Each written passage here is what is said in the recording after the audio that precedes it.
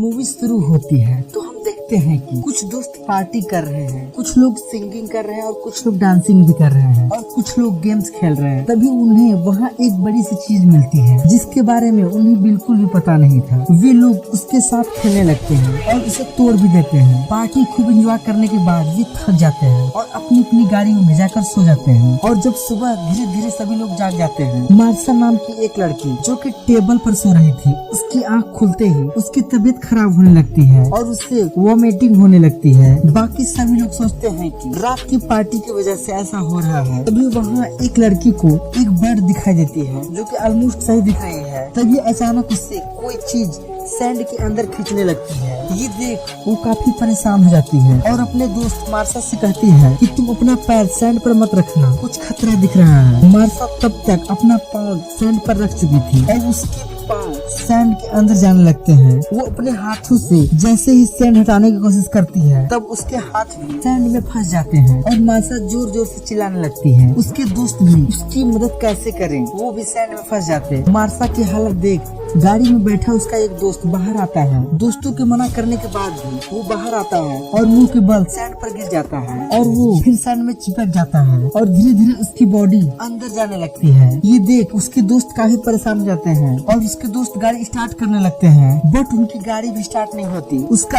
एक और दोस्त उसकी तरफ रस्सी फेंकता है, लेकिन अब उसका दोस्त इस काबिल भी नहीं था कि वो रस्सी पकड़ सके और वो धीरे धीरे सैंड के अंदर चला जाता है। ये सब देख वहाँ के लोग बहुत ज्यादा डर जाते हैं और प्लान करते हैं कि अब जितना जल्दी हो सके वो अब यहाँ से निकल जाएंगे। ड्राइविंग सीट पर बैठे इस लड़के का नाम जोनस है। वो फिर से गाड़ी स्टार्ट करने की कोशिश करता है, लेकिन फिर भी गाड़ी स्टार्ट नहीं होती। तभी वहाँ हम देखते हैं कि एक हेल्दी व्यक्ति ड्रम में है और वो हिलने डुलने लगता है। उसके दोस्त उसे मना करने लगते हैं कि प्लीज तुम हिलो डुलो मत, अगर हिलने के चक्कर में तुम सैंड पर गिर गए तो ये सैंड तुम्हें अंदर ले लेगी। वो हेल्दी आदमी कहता है तुम लोग मेरे साथ मजाक क्यों कर रहे हो, क्योंकि वो व्यक्ति इस घटना को नहीं देखा होता है, क्योंकि वो उस समय सो रहा था। जब उसे दर्द होने लगता है तो करने लगता है। उसके दोस्त उसे दिलासा देते हैं कि सिर्फ 2 घंटे ऐसे रहो, हमें कोई न कोई जरूर बचा लेगा, हमने कॉल कर दिया है। और वो हेल्दी व्यक्ति मान जाता है, लेकिन कोई भी ऐसी बात नहीं थी। वहाँ कोई हेल्प नहीं आने वाली थी क्योंकि सारे लोग वहाँ फंस चुके थे। तभी मार्सा की दोस्त कहती है हम लोग कल यही पार्टी किए थे, कल ये रेत हमें कुछ नहीं की और यहाँ और भी लोग थे, वो कहाँ गए। तब कुछ लोग गेस करते हैं कि शायद वो लोग भी रेत का शिकार हो गए हों और हम लोग इसलिए बचे हैं क्योंकि हम लोग डायरेक्टली रेत पर नहीं है, अपनी कार में है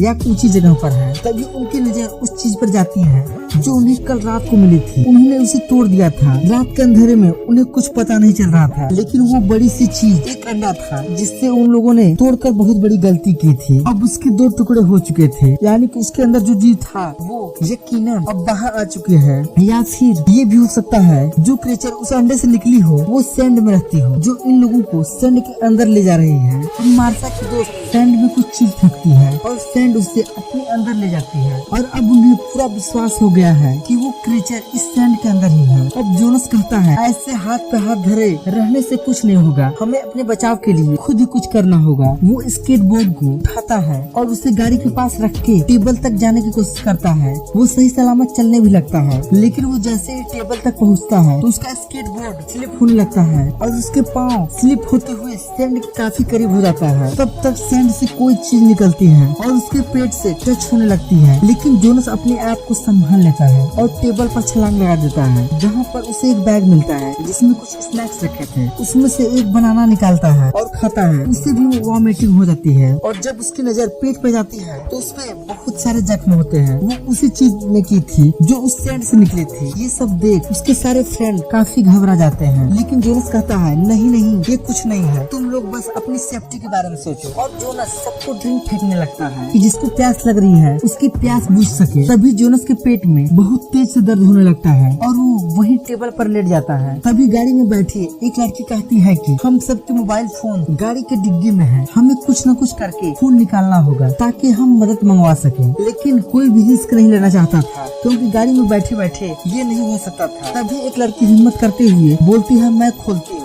किसी तरह से गाड़ी की डिग्गी खोल लेती है, लेकिन तभी वहाँ उन्हें कोई आते हुए दिखता है जो कि वहाँ का सुपरवाइजर था। वो सब उसे देखने लगते हैं और अब जो लड़की डिग्गी खोल चुकी थी उसकी अंगुलियां डिग्गी में फंस जाती हैं। वो लड़की काफी जोर जोर से चिल्लाने लगती है। वो सब उस सुपरवाइजर को बुलाने लगते हैं। वो अब उनकी तरफ आता है और जैसे ही गाड़ी का दरवाजा खोलने लगता है तभी वहाँ सभी लोग उसे मना करने लगते हैं कि स्टैंड पर पाँव मत रखिएगा। वो व्यक्ति स्टैंड पर पाँव रख देता है, लेकिन ये देख सभी लोग हैरान रह जाते हैं कि उस स्टैंड ने उसे कुछ भी नहीं किया। सबसे पहले वो सुपरवाइजर जोनस के पास जाता है और उसे देख हैरान रह जाता है, आखिर ये सब किसने किया। फिर वो व्यक्ति उस हेल्दी मैन के पास जाता है तो उसे ड्रम से निकालने की कोशिश भी करता है, लेकिन उसका वेट काफी ज्यादा था। इस वजह से वो उसे निकाल नहीं पाता है और बोलता है मैं अपनी टीम को जल्द से जल्द बुलाकर आप सभी को रेस्क्यू कर लूंगा। जोनस की दोस्त उन्हें सब कुछ बताने की कोशिश करती है कि हमारे दोस्त की उंगलियां गाड़ी की डिग्गी में फंस गई हैं, बट सुपरवाइजर उनकी कोई मदद नहीं कर पाता। तब जोनस की दोस्त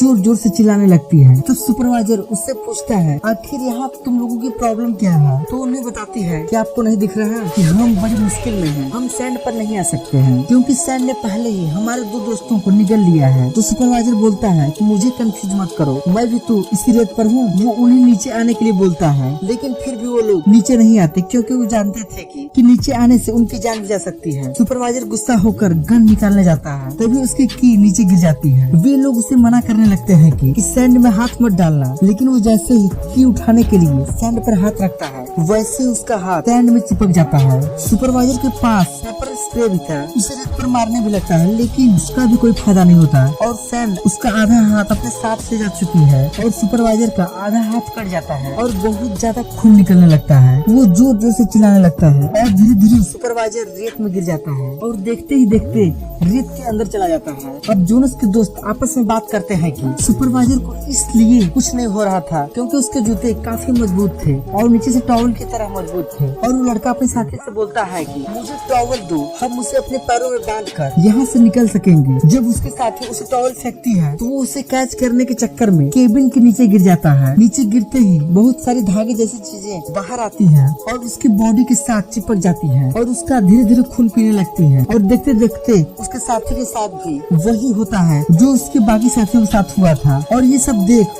उसके दोस्त काफी परेशान हो जाते हैं और जोनस की दोस्त किसी तरह से उस गाड़ी पर चली जाती है और जाते ही ब्लैक हेड लड़की को जोर से थप्पड़ लगाती है कि गाड़ी पर आने का तुम्हारा ही प्लान था। अब दोनों लड़कियां मिलकर डिग्गी में फंसे लड़की के हाथ को निकालने लगती हैं और निकाल भी लेती हैं। वो तीनों लड़कियां कार से टेबल तक जोड़ते हुए एक रास्ता बनाती हैं और धीरे धीरे करके दोनों लड़कियां टेबल तक पहुंच जाती हैं। अब घायल उंगली वाली लड़की टेबल की तरफ जाने लगती है, लेकिन लास्ट तक जाते ही उसकी उंगली से खून नीचे गिर जाता है और वो क्रेचर बाहर आती है। अब ये देख उस लड़की का बैलेंस बिगड़ जाता है और वो रेत पर गिर जाती है और धीरे धीरे वो क्रेचर उसे भी रेत में समा लेती है। अब दूसरी तरफ हेल्दी मैन को देखते हैं जिसके ड्रम पर काफी खून गिर रहा था, जिसे देख रेत से वो धागे जैसे क्रेचर उसकी तरफ अट्रैक्ट होने लगती हैं। अब ब्लैक हेड गर्ल को देखते हैं जो कि अपने पैरों में ढेर सारा टॉवल लपेटकर सैंड पर चलने लगती है, उससे कुछ भी नहीं होता है। ये देख सारे लोग बहुत खुश हो जाते हैं और ये देख वो हेल्दी आदमी भी बहुत खुश होता है कि अब हम सब यहाँ से निकल जाएंगे। लेकिन उसे क्या पता था कि नीचे से वो क्रेचर ड्रम को खाली कर चुका है। वो अब काफी बड़े हो चुके हैं।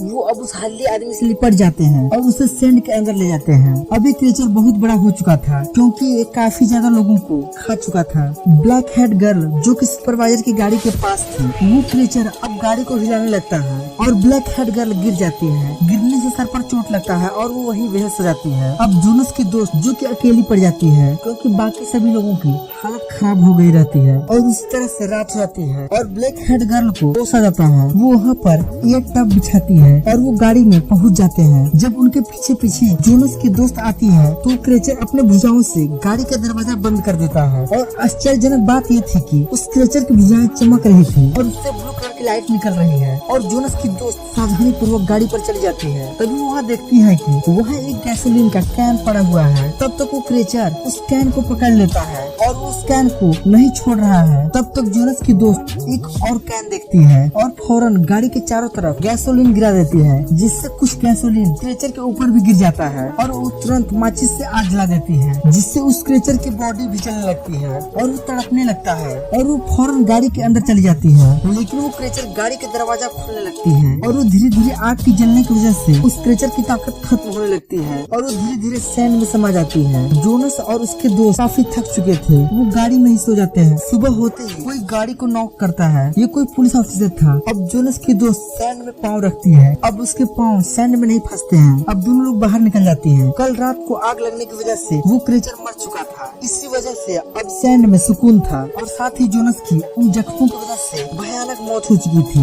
जो कि काफी दर्दनाक थी। अब मूवी के एंड में बहुत शॉकिंग बात पता चलती है कि वो क्रेचर अभी तक मरा नहीं है, वो समुद्र के अंदर है। अब उसका अगला निशाना सिटी है और उसी के साथ मूवी खत्म हो जाती है।